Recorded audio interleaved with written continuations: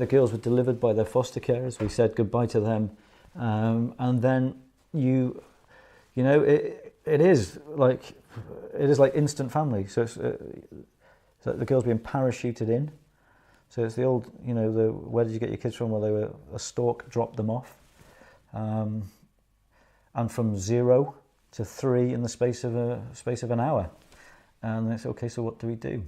And I remember just sitting in the front room, and we just sat and played a bit, watched a film, and then very quickly you're into tea time, and then bedtime. And bedtimes used to take forever, just to settle the girls down in that first week. I remember us all getting unbelievably ill together. I think as we were swapping, you know, each other's germs, and that, yeah, goodness me, just that first week was tiring with the girls here.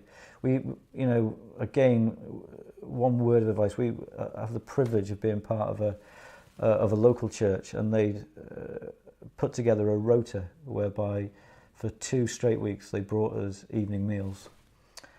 So myself and Sian didn't have to cook a bean for 2 weeks, and that was a massive help. So this food would arrive at about, 4 o'clock every afternoon, ready for dinner that evening. And whether you're a member of a church or have just got a group of friends, that is a great way that they can support you. And it just gives you time not to worry about another thing you need to do. And we could do our best to relax and just spend time with the girls. And I think the other thing about that week, we had the privilege of meeting with birth mum. And that, you know, I'm also aware that those meetings are really tough for some folks. But it was, you know, I describe it as a profound meeting where mum gave us her permission to be our girls' parent, to parent our girls. She told us some really intimate stuff about their births, which was not available to us through the local authority or the background work that had been done, which was brilliant because we could fill in some of the gaps with the girl's story. And yeah, we could obviously then, just in that hour that we had with mum, get a sense for what she'd been through, a little bit about her background. And yeah, I'm incredibly grateful for that meeting. We write to her once a year.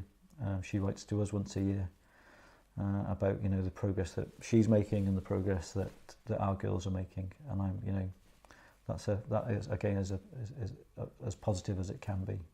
You know, one of the things that myself and Sian looked forward to was being a family. And you know, that happened very quickly. I'm amazed to this day that within the space of, maybe even immediately, but certainly within a couple of weeks of the girls with us, we were a family. The attraction and the attachment, the love that you feel for your adopted children, I think is genuinely, it is incredible. And of course, you know, I found that to be, and I'm sure it's every parent's, I hope it's every parent's experience, that it's a two-way thing. That, you know, you love your children, you do so unconditionally, and very quickly they're giving you love back. They're demanding a lot of you, make no bones about that. But, you know, the hug, the laughter, you know, the comedy that they get up to, the pranks that they get up to, just by getting themselves into trouble, it just all builds family very quickly, and it builds your bonds with them incredibly quickly. You own your children in a very positive way quickly, and that remains just a massive thrill to me. You know, seeing your girls ride a scooter for the first time, seeing them ride their bikes for the first time, seeing them write for the first time, seeing them crack reading for the first time. They're just, they're magic moments. And